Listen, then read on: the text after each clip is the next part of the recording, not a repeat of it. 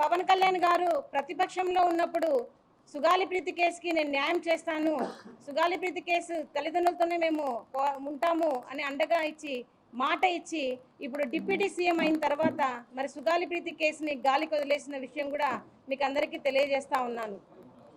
మరి ప్రతిపక్షంలో ఉన్నప్పుడు అంతగా మాకు అండగా ఇచ్చిన మరి జనసేనాని గారు మరి ఈరోజు ఎందుకు సుగాలి ప్రీతి కేసు గురించి పట్టించుకోవడం లేదో ఈ మీడియా తరఫున నేను ప్రశ్నిస్తాను అన్నగారిని.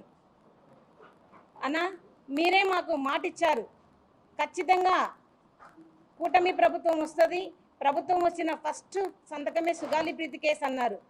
మరి మీరు వచ్చి కూడా అధికారంలోకి 14 నెలలు పూర్తి అయినా కూడా ఇప్పటి వరకు కూడా సుగాలి ప్రీతి కేసులో ఏ విషయం కూడా ముందుకు సాగలేదు. మరి ఎందుకు ఇంత వ్యత్యాసం అని నేను అడుగుతా ఉన్నాను. సేనాని గారు మరి సేనాతో సేనాని అని మీరు ఒక విస్తూర్ణమైన కార్యక్రమం పెట్టారు. మరి సుగాలి ప్రీతి కేసుకు మాట ఇచ్చి ఎందుకు మరిచారని నేను అడుగుతా ఉన్నాను. మీరు ఎందుకు కేంద్రం మీద ఒత్తిడి తెచ్చి సిబిఐకి నా కేసును ఇప్పించలేకపోతున్నారని మేము ప్రశ్నిస్తూ ఉన్నామన్నా. మరి అదేవిధంగా డిప్యూటీ సీఎం పవన్ కళ్యాణ్ గారు చెప్పినప్పుడు హోమ్ మినిస్టర్ అనిత గారి దగ్గర కూడా వెళ్ళి మా బాధను చెప్పుకోవడం జరిగింది. మరి హోమ్ మినిస్టర్ గారు మరి శ్రీకాంత్ అయిన జీవిత ఖైదీకి పెరోల్ ఇచ్చే విషయంలో చాలా బిజీగా ఉన్నారు. మరి సుగాలి ప్రీతి కేసు అసలు కనపడడం లేదు. ఎందుకు ఇంత నిర్లక్ష్యం అని అడుగుతాను.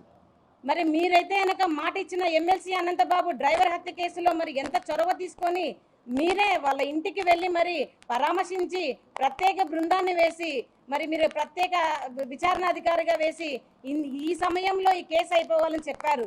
మరి గుర్తుందా అనిత గారు, నేను ఈ కుంటిదాన్నైనా నేను మీ ఆఫీస్ చుట్టూకు వచ్చి మరి గంటలు గంటలు నా కేసుకు జరిగిన అన్యాయం గురించి వివరించాను. మరి ఆ వివరణ అంతా మీకు ఎక్కడ వెళ్ళిందని అడుగుతా ఉన్నాను. ఎందుకు ఇంత నిర్లక్ష్యం అనిత గారికి అని అడుగుతా ఉన్నాను.